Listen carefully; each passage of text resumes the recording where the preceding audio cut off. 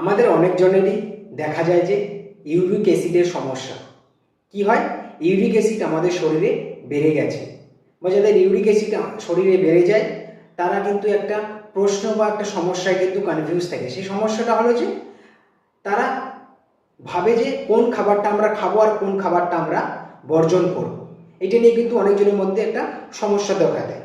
তো সেই বিষয়টা হলো যে এই ইউরিক অ্যাসিডটা হলো যে ইউরিক অ্যাসিড বেড়ে গেলে কি সমস্যা হয়। ইউরিক অ্যাসিড বেড়ে গেলে আমাদের গার্ড আর্থ্রাইটিস হয়, বা যেটাকে আমরা গ্রাম্য ভাষায় বলি যে গাঁটের ব্যথা হয়েছে বা গেটের ব্যথা হয়েছে। যেমন হাতের কবজিতে, পায়ের হাঁটুতে, এরকম অনেক জায়গাগুলিতে কিন্তু ব্যথা হয়। তো বিষয়টা এটাই যে আমরা কোন খাবারগুলো বাদ দিলে আমাদের শরীরে ইউরিক অ্যাসিডের মাত্রাটা কমে যাবে বা একটা বজায় থাকবে। আরেকটা বিষয়, আমাদের শরীরে কি উপাদান থাকে, সেই উপাদানটা হলো পিউরিন।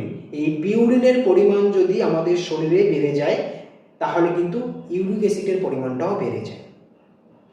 আমাদের শরীরে যে পিউরিন আছে, যে পিউরিন নামক যে উপাদানটা আছে, এই পিউরিন কিন্তু বা এই পিউরিন থেকেই কিন্তু ইউরিক অ্যাসিডটা উৎপাদন হয়।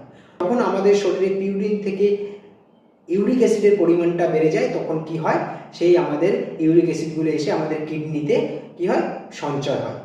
এবং কোন খাবারগুলো খেলে এই ইউরিক অ্যাসিড বেড়ে যায় বা পিউরিনটা আমাদের শরীরে বেড়ে যায়, যে সমস্ত খাবারগুলো থেকে পিউরিনের মাত্রাটা আমাদের শরীরে বেশি হয় সেইটা হলো যে রেড মিট বা লাল মাংস। যেমন আমরা খাসির মাংস বলতে পারি, গরুর মাংস বলতে পারি, শুকুরের মাংস বলতে পারি।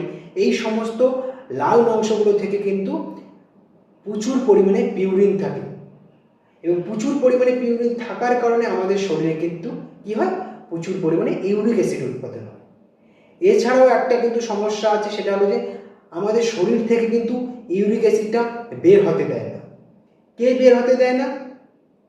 যারা বেশি পরিমাণে অ্যালকোহল কনজিউম করে, যারা বেশি পরিমাণে মদ্যপান করে, সেই মদ্যপান করার ফলে কিন্তু আমাদের ইউরিক অ্যাসিডটা কিন্তু শরীরের বাইরে প্রস্রাবের মাধ্যমে বেরিয়ে আসতে পারে না। তো আমরা চেষ্টা করব যাদের ইউরিক অ্যাসিডের সমস্যা আছে বা ইউরিক অ্যাসিড পরিমাণ বেশি, তারা চেষ্টা করব রেড মাংস বা লাল মাংসগুলো থেকে অবশ্যই আমরা বঞ্চিত থাকব, এবং যারা অ্যালকোহল পান করো বা মদ্যপান করো তারা কিন্তু মদ্যপান করাটা ছেড়ে দিতে হবে।